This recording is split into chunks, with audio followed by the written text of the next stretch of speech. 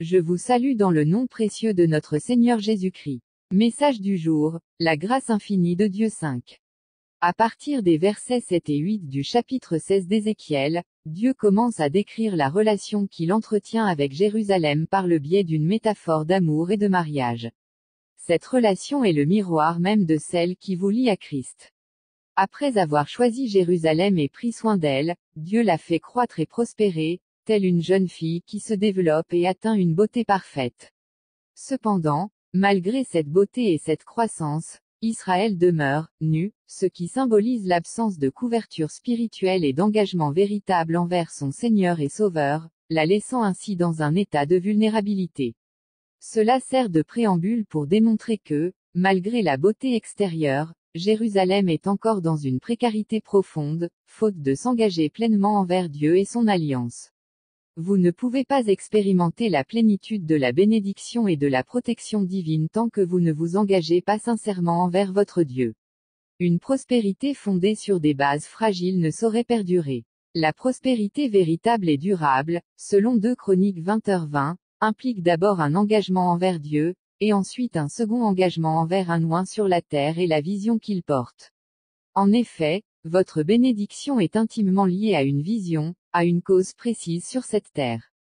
Celui qui incarne cette vision, et qui selon la Bible est un oint de guerre, deviendra un instrument par lequel vous remporterez les victoires sur vos richesses, car celles-ci, en attirant la convoitise, nécessitent une protection sérieuse.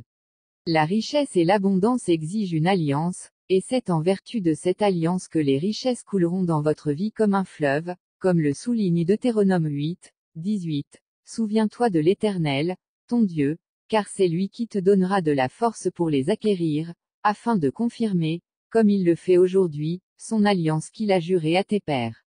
C'est dans cette perspective que le Seigneur engage son peuple dans une alliance de fidélité, qui, comme nous le verrons par la suite, conduira Jérusalem à une destinée marquée par la bénédiction, la prospérité et la gloire royale.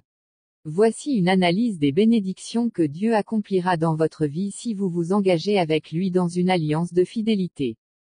1. Dieu vous purifiera, enlevant le sang, symbole de souillure ou de péché, et vous oindra d'huile, symbole de consécration et de bénédiction divine.